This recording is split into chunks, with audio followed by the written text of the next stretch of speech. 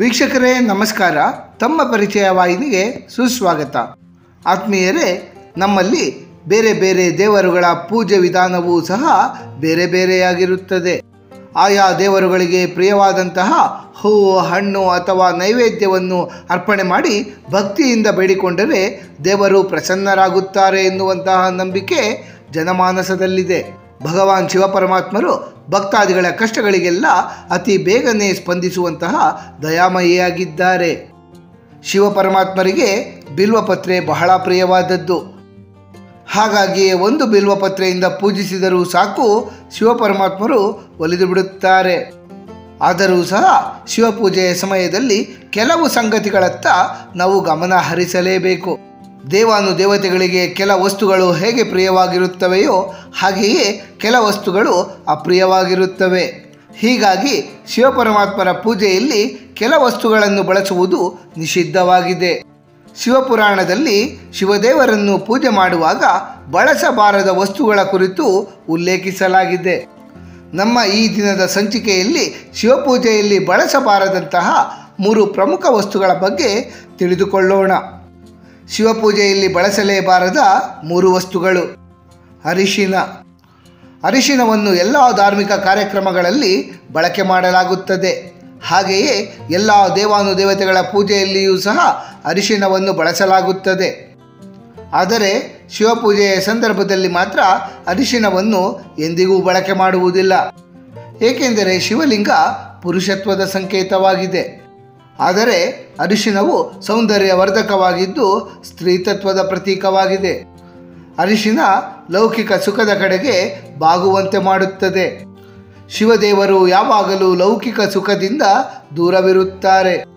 ಸರಳವಾಗಿರುವ ಶಿವದೇವರಿಗೆ ಆಡಂಬರದ ಪೂಜೆ ಸರಿಹೊಂದುವುದಿಲ್ಲ. ಅಲೌಕಿಕ ಬದುಕನ್ನು ನಡೆಸುತ್ತಿರುವ ಶಿವದೇವರಿಗೆ ಅರಿಶಿನವನ್ನು ಅರ್ಪಣೆ ಮಾಡಬಾರದು. ಇಷ್ಟು ಮಾತ್ರವಲ್ಲದೆ ಶಿವದೇವರದು ರುದ್ರರೂಪ. ಅವರಿಗೆ ದೇಹ ತಂಪಾಗಿಸುವಂತಹ ಶ್ರೀಗಂಧ, ಹಾಲು, ಭಸ್ಮ, ಪತ್ರಗಳಂತಹ ವಸ್ತುಗಳನ್ನು ಮಾತ್ರ ಅರ್ಪಿಸಬೇಕು. ಅರಿಶಿನ ತಂಪಾಗಿಸುವುದಿಲ್ಲವಾದ್ದರಿಂದ ಅದನ್ನು ಶಿವಪೂಜೆಯಲ್ಲಿ ಬಳಕೆ ಮಾಡಬಾರದೆಂದು ಶಿವಪುರಾಣದಲ್ಲಿ ಉಲ್ಲೇಖಿಸಲಾಗಿದೆ. ತುಳಸಿ. ತುಳಸಿಯು ಮಹಾವಿಷ್ಣು ದೇವರಿಗೆ ಅತಿ ಪ್ರಿಯವಾದದ್ದು. ಆದರೆ ಇದೇ ತುಳಸಿಯನ್ನು ಶಿವಪೂಜೆಯಲ್ಲಿ ಬಳಸುವುದಿಲ್ಲ.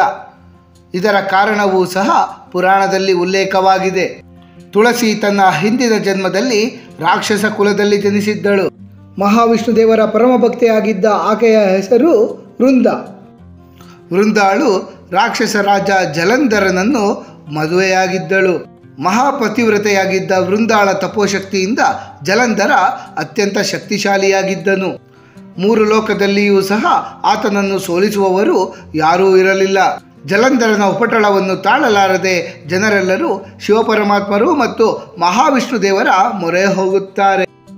ಮಹಾವಿಷ್ಣುವು ಜಲಂಧರನ ವೇಷವನ್ನು ಧರಿಸಿ ವೃಂದಾಳ ಪಾತಿವ್ರತ್ಯವನ್ನು ಭಂಗಗೊಳಿಸುತ್ತಾರೆ.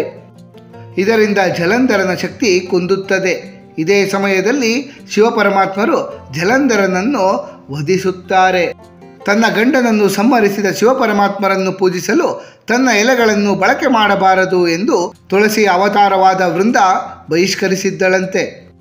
ಇದರಿಂದ ಶಿವಲಿಂಗದ ಮೇಲೆ ತುಳಸಿಯನ್ನು ಅರ್ಪಿಸುವುದು ಅಶುಭ ಎನ್ನಲಾಗುತ್ತದೆ. ಕೇದಿಗೆ. ಶಿವದೇವರನ್ನು ತುಂಬೆ, ದಾತುರ, ಮುತ್ತುಗ, ಬಿಳಿ ಬಣ್ಣದ ದಾಸವಾಳ, ಎಕ್ಕದ ಹೂಗಳಿಂದ ಪೂಜಿಸಬಹುದು. ಆದರೆ ಶಿವಪೂಜೆಯಲ್ಲಿ ಕೇದಿಗೆ ಪುಷ್ಪಗಳನ್ನು ಬಳಸುವುದು ನಿಷಿದ್ಧವಾಗಿದೆ. ಇದಕ್ಕೂ ಸಹ ಒಂದು ಕಾರಣವಿದೆ. ಒಮ್ಮೆ ಬ್ರಹ್ಮ ಹಾಗೂ ಮಹಾವಿಷ್ಣು ದೇವರ ನಡುವೆ ಯಾರು ಶ್ರೇಷ್ಠ ಎಂಬ ವಿಷಯಕ್ಕೆ ಸಂಬಂಧಪಟ್ಟಂತೆ ತೀವ್ರ ವಾಗ್ವಾದ ಉಂಟಾಯಿತಂತೆ. ಇವರಿಬ್ಬರ ನಡುವಿನ ಜಗಳ ವಿಕೋಪಕ್ಕೆ ತಿರುಗಿದಾಗ ಶಿವಪರಮಾತ್ಮರು ಆದಿ ಅಂತ್ಯವಿಲ್ಲದ ಬೃಹದಾಕಾರದ ಅಗ್ನಿಸ್ತಂಭದ ರೂಪದಲ್ಲಿ ಇಬ್ಬರ ನಡುವೆ ಪ್ರಕಟಗೊಂಡರಂತೆ. ಈ ಅಗ್ನಿಸ್ತಂಭದ ಆದಿ ಅಥವಾ ಅಂತ್ಯವನ್ನು ಕಂಡುಹಿಡಿದವರೇ ಸರ್ವೋತ್ತಮರೆಂದು ಶಿವಪರಮಾತ್ಮರು ಘೋಷಣೆ ಮಾಡುತ್ತಾರೆ. ಬ್ರಹ್ಮ ಮತ್ತು ವಿಷ್ಣು ಇಬ್ಬರು ಅಗ್ನಿಸ್ತಂಭದ ಆದಿ ಮತ್ತು ಅಂತ್ಯವನ್ನು ಹುಡುಕಲೆಂದು ಹೊರಡುತ್ತಾರೆ. ಮಹಾವಿಷ್ಣುವು ಅಗ್ನಿಸ್ತಂಭದ ಬುಡದ ಕಡೆ ಹಾಗೂ ಬ್ರಹ್ಮದೇವರು ಅಗ್ನಿಸ್ತಂಭದ ಶಿರದ ಕಡೆ ತೆರಳುತ್ತಾರೆ. ಆದರೆ ಮಹಾವಿಷ್ಣು ದೇವರು ಆ ಸ್ತಂಭದ ಅಂತ್ಯವು ದೊರಕದ ಸಮಯದಲ್ಲಿ ಶಿವದೇವರ ಬಳಿ ಬಂದು ಈ ಸ್ತಂಭಕ್ಕೆ ಆದಿಯೂ ಇಲ್ಲ ಅಂತ್ಯವೂ ಇಲ್ಲ ಎಂದು ತಮ್ಮ ನಿರ್ಧಾರವನ್ನು ತಿಳಿಸುತ್ತಾರೆ. ಸುಲಭವಾಗಿ ಸೋಲನ್ನು ಒಪ್ಪದ ಬ್ರಹ್ಮದೇವ ಅಗ್ನಿಸ್ತಂಭದ ಮೇಲಿನಿಂದ ಜಾರಿ ಬೀಳುತ್ತಿದ್ದಂತಹ ಕೇದಿಗೆ ಪುಷ್ಪದೊಂದಿಗೆ ಸಂಧಾನವನ್ನು ಮಾಡಿಕೊಳ್ಳುತ್ತಾರೆ. ತಾನು ಸ್ತಂಭದ ಆದಿಯನ್ನು ಕಂಡದ್ದಾಗಿಯೂ ಅದಕ್ಕೆ ಕೇದಿಗೆ ಪುಷ್ಪವೇ ಸಾಕ್ಷಿ ಎಂದು ಬ್ರಹ್ಮದೇವರು ನುಡಿಯುತ್ತಾರೆ. ಕೇದಿಗೆ ಪುಷ್ಪವೂ ಸಹ ಹೌದು ಎಂದು ಸುಳ್ಳು ಸಾಕ್ಷಿಯನ್ನು ನುಡಿಯುತ್ತದೆ. ಬ್ರಹ್ಮದೇವರ ಸುಳ್ಳಿನಿಂದ ಕೋಪಗೊಂಡ ಶಿವಪರಮಾತ್ಮರು ಇನ್ನು ಮುಂದೆ 3 ಲೋಕದಲ್ಲಿಯೂ ಯಾರೂ ನಿನ್ನನ್ನು ಪೂಜಿಸಬಾರದು ಎಂದು ಬ್ರಹ್ಮದೇವರನ್ನು ಶಪಿಸುತ್ತಾರೆ. ಹಾಗೆಯೇ ಸುಳ್ಳು ಸಾಕ್ಷಿ ಹೇಳಿದ ಕೇದಿಗೆ ಪುಷ್ಪವನ್ನು ತನ್ನ ಪೂಜೆಯಲ್ಲಿ ಬಳಕೆ ಮಾಡಬಾರದು ಎಂದು ಶಿವದೇವರು ನುಡಿಯುತ್ತಾರೆ. ಅಂದಿನಿಂದಲೂ ಶಿವಪೂಜೆಗೆ ಯಾರೂ ಸಹ ಕೇದಿಗೆ ಪುಷ್ಪವನ್ನು ಬಳಸುವುದಿಲ್ಲ.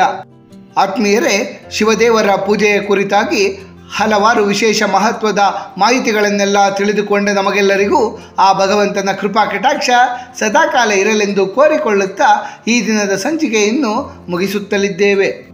ವೀಕ್ಷಕರೇ, ನಿಮಗೆ ಈ ವಿಡಿಯೋ ಇಷ್ಟವಾಗಿದ್ದಲ್ಲಿ ಲೈಕ್ ಮಾಡಿ, ಶೇರ್ ಮಾಡಿ ಮತ್ತು ಸಬ್ಸ್ಕ್ರೈಬ್ ಮಾಡಿ ಹಾಗೂ ಬೆಲ್ ಬಟನ್ ಒತ್ತುವುದನ್ನು ಮರೆಯಬೇಡಿ.